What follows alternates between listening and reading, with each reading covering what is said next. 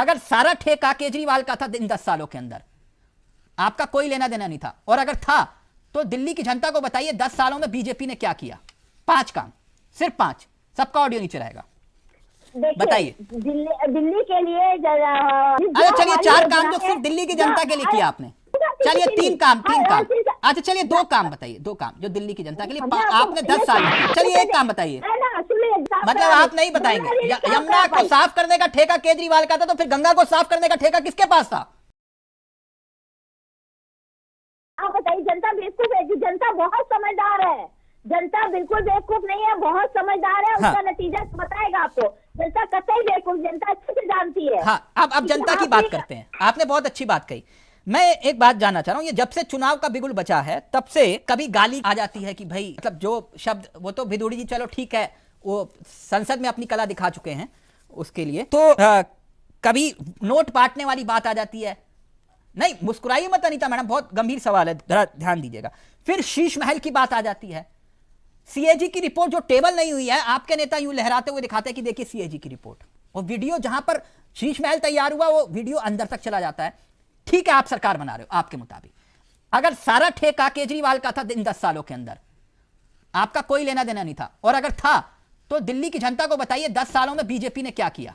5 काम, सिर्फ 5। सबका ऑडियो नीचे रहेगा, बताइए। दिल्ली के लिए दिल्ली की में भारतीय जनता पार्टी के लोगों ने वहाँ पे सड़कों का भी निर्माण किया है, आवास की व्यवस्था भी कराई है, और आवास सड़क आयुष्मान मैडम, ये केंद्र सरकार की योजनाएं हैं। दिल्ली की जनता के लिए आपने क्या किया? 5 काम। क्यों दिल्ली की जनता, अच्छा बताइए, वो दिल्ली की जनता उसका लाभ नहीं उठाती है? अरे चलिए 4 काम जो सिर्फ दिल्ली की जनता के लिए किया आपने। अरे हमारी दिल्ली की जनता क्या उसका लाभ, योजनाओं का लाभ नहीं उठाती? चलिए 3 काम। अरे हमने बताया आयुष्मान देख लीजिए, आवास देख लीजिए मैडम, ये आयुष्मान और आवास। अच्छा चलिए 2 काम बताइए, 2 काम जो दिल्ली की जनता के लिए आपने 10 साल में किया। बता रहे हैं, ये हम काम ही तो बता रहे हैं, क्या बता रहे हैं? ये काम नहीं तो और क्या बता रहे हैं? जो हमारी योजनाएं हैं क्या वो काम नहीं है? मैडम दिल्ली की जनता को अगर आपको वोट करना है तो आप बताएंगे ना, हमने दिल्ली की जनता के लिए 10 सालों में ये 5 काम किए। मैंने आपसे पूछा, चलिए 1 काम बताइए।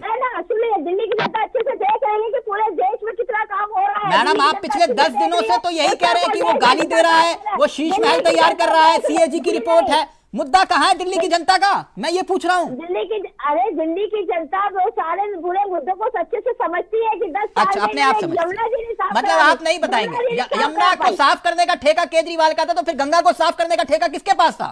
गंगा साफ की हमने, कर दी। ओके, आपने कहा इन्होंने पूर्वांचलियों का अपमान किया, ठीक, अरविंद केजरीवाल जी ने। तो मूलतः कुछ सवाल है, उसके उत्तर मैं चाहूंगा, और सबका ऑडियो नीचे रहेगा। आम आदमी पार्टी ने अपने 12 विधायक पूर्वांचलियों को बनाया जी।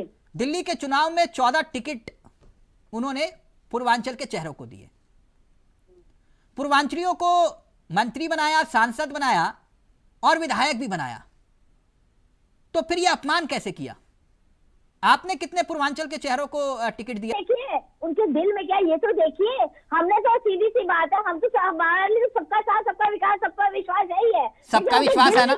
आप सुनिए मेरी बात। आपने कहा सबका साथ, सबका विकास, सबका विश्वास है, आपने कहा ना?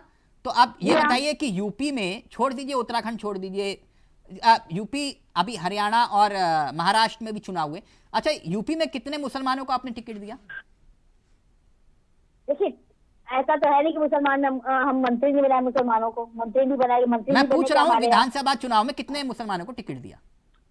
टिकट देना ना देना वो संगठन का और जनता का। तो अभी तो आप कह रहे थे कि टिकट देते हम नहीं। जो व्यक्ति मंत्री बना रहा है, आपने कहा केजरीवाल ने अपमान किया। केजरीवाल मंत्री बना रहे हैं, सांसद बना रहे हैं, सैकड़ों छठ घाट बना रहे हैं, कच्ची कॉलोनियों में हजारों करोड़ों के काम कराने का दावा कर रहे हैं, और आप कह रहे हो कि वो अपमान करे पूर्वांचलियों का।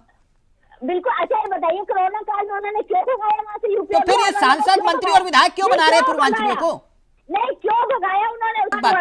अनीता मैडम आप सवाल गोल कर रहे हैं। एक मिनट। मेरा ये कहना है कि भाई जो व्यक्ति अपमान करेगा तो फिर उसको सम्मान क्यों देगा?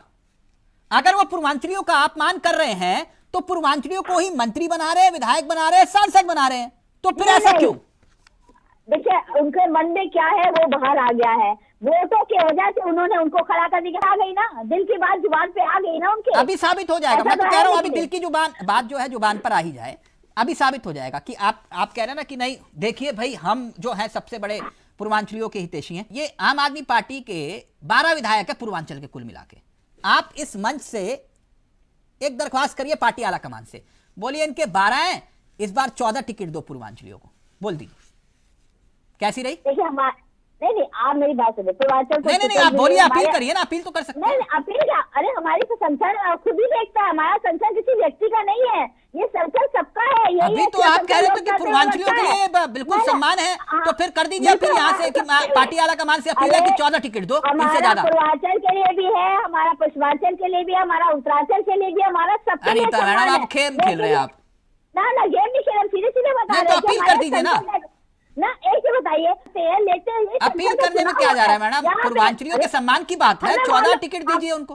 हमें अच्छे से मालूम है कि हमारा संसद किसी के साथ अन्याय नहीं कर सकता। अच्छा तो मतलब मांग नहीं करेंगे आप, ओके। देश में आपने कहा पूर्वांचलियों का मुद्दा सबसे बड़ा मुद्दा आपने बना दिया, लेकिन एक मुद्दा बहुत महत्वपूर्ण है दिल्ली के चुनाव में, उस पर चर्चा नहीं हो। जो बात अरविंद केजरीवाल ने उठाई उसका उत्तर आना बहुत जरूरी है। बहुत गंभीर मामला है ये कि 15 दिन के अंदर 13,000 नए वोटर कहां से आ गए, जो आम आदमी पार्टी दावा कर रही है। सांसद के आवास पर फर्जी वोट बनाए जा रहे हैं, यह बहुत गंभीर मामला है। अनीता जी देखिए तिलक जी, ये बिल्कुल गलत है। सबसे बड़ा फर्जी वोट तो हो ही नहीं सकता। जब आदमी वोट मिल जाता है, आधार साथ लेके जाता है, वोट ऐसे वोट थोड़े हो जाएंगे कि हाँ, फर्जी नहीं वोट नहीं वाले बन वही जाएंगे, वही आधार एक के मिनट बन एक मिनट जाएंगे। एक मिनट बिना एक मिनट आधार के बन जाएंगे, एक आधार मिनट होगा ही मैडम नहीं उनका। मैडम मैं नहीं जानता, हो सकता है कि कुछ घंटे बाद इस विषय पर चर्चा हो।